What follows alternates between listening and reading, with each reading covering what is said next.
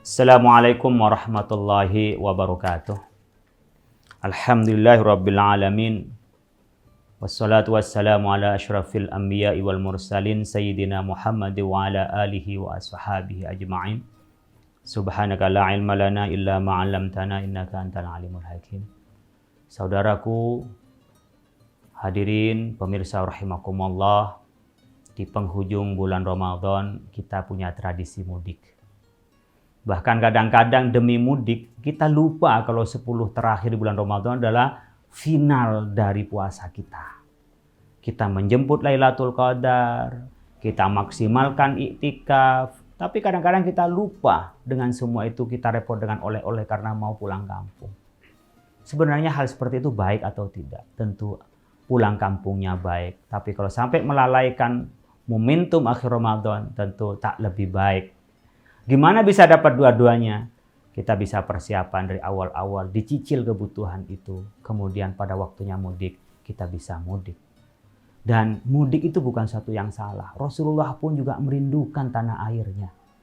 Ketika Rasulullah berada di Madinah, Rasulullah cinta kepada Mekah. Sampai Rasulullah berdoa, Allahumma habib ilainal Madinah kahubbina Makkah. Ya Allah, berikan kami cinta di Madinah sebagaimana cintaku ke Mekah, tempat kelahiran Rasulullah. Ya sama, saya merantau ke Jakarta, saya orang Madura. Ada rasa rindu datang ke tempat kelahiran dan di mana saya dibesarkan. Mungkin juga begitu, saudara asatid, masyayikh ada di Jakarta, ada di Jawa, ada di Kalimantan. Rindu sekali, bahkan rela menabung selama 1 tahun uangnya dihabiskan untuk pulang kampung, untuk mudik.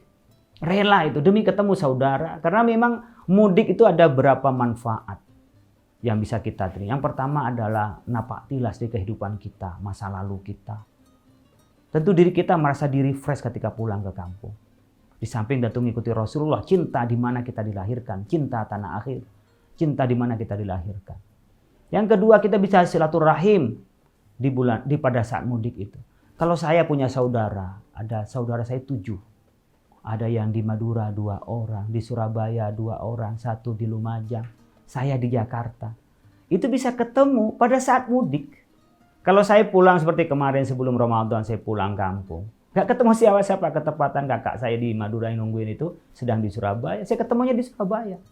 Jadi ketemu itu adalah silaturahim. Gak disebutkan di dalam hadis Nabi Muhammad SAW.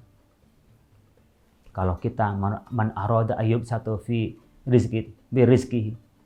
Ya, barang siapa yang ingin diluaskan rizkinya, bahkan fi umrihi, bahkan umurnya ingin dipanjangkan, falyasil rahimah, maka silaturahim. Jadi mudik itu maknanya adalah silaturahim kepada keluarga-keluarga kita yang dari jauh.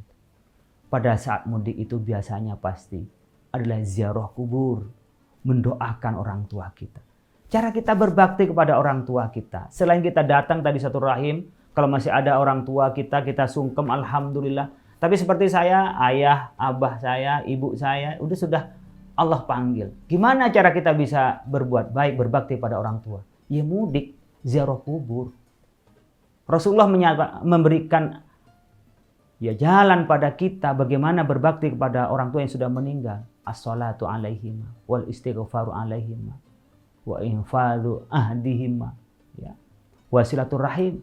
Jadi ada 4. Untuk kita berbakti kepada orang tua, yang pertama adalah kita mendoakannya, kemudian memohonkan ampunnya. Kita sebut Rabbighfirli wa liwalidayya, itu doa selalu minta ampun kepada Allah Subhanahu wa taala untuk kedua orang tua kita. Wa infadhu ahdihima, melaksanakan janji-janji, keinginannya, cita-citanya.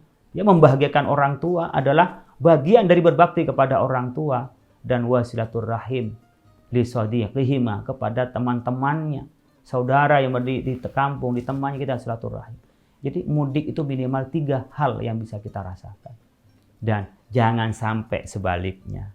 Pulang kampung itu untuk show bahwa dirinya berhasil di ibu kota.